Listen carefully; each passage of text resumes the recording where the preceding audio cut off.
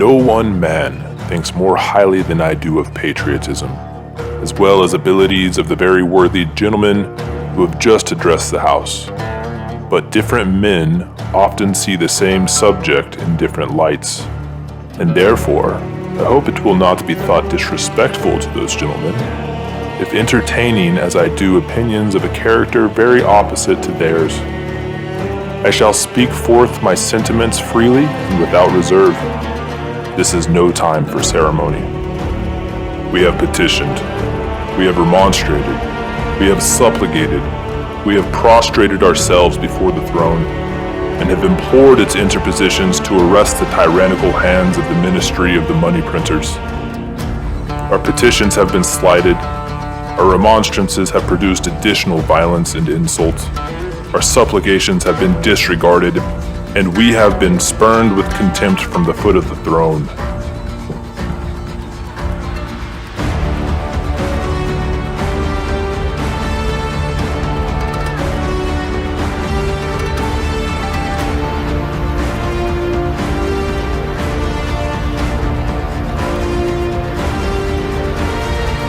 In vain after these things may we indulge the fond hope of peace and reconciliation.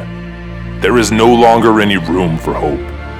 If we wish to be free, if we mean to preserve inviolate those inestimable privileges for which we have been so long contending, if we mean not basely to abandon the noble struggle in which we have been so long engaged, in which we have pledged ourselves never to abandon, until the glorious object of our contest shall be obtained, we must fight.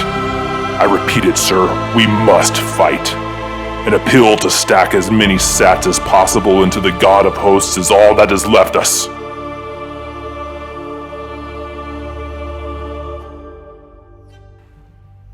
They tell us, sir, that we are weak, unable to cope with so formidable an adversary. But when shall we be stronger? Will it be the next week or the next year? Will it be when we are totally disarmed and when a central bank digital currency shall be the only legal means of transaction in every house? Shall we gather strength by irresolution and inaction? Shall we acquire the means of effectual resistance by lying supinely on our backs and hugging the elusive phantom of hope until our enemies shall have bound us hand and foot?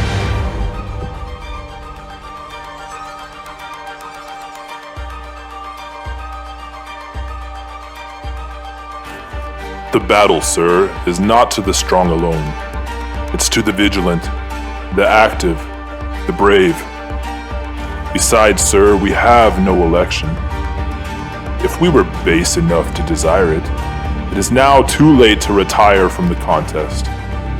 I am all in. Right? That's going to zero. That's going to zero. This is going to zero too. Euros are going to zero. The yen's going to zero. The Chinese currency is going to zero. It's all going to zero against Bitcoin. There is no retreat but in submission and slavery. Our chains are forged. Their clanking may be heard on the plains of Boston. The war of financial sovereignty is inevitable, so let it come. I repeat, sir, let it come. It is in vain, sir, to extenuate the matter. Gentlemen may cry, peace, peace, but there is no peace. The war has actually begun. The next gale that sweeps from the north will bring to our ears the clash of resounding arms. Our brethren are already in the field. Why stand here, we idle? What is it that gentlemen wish? What would they have? Is life so dear or peace so sweet as to be purchased at the price of chains and slavery? Forbid it, Almighty God. I know not what course others may take, but as for me, give me Bitcoin or give me death.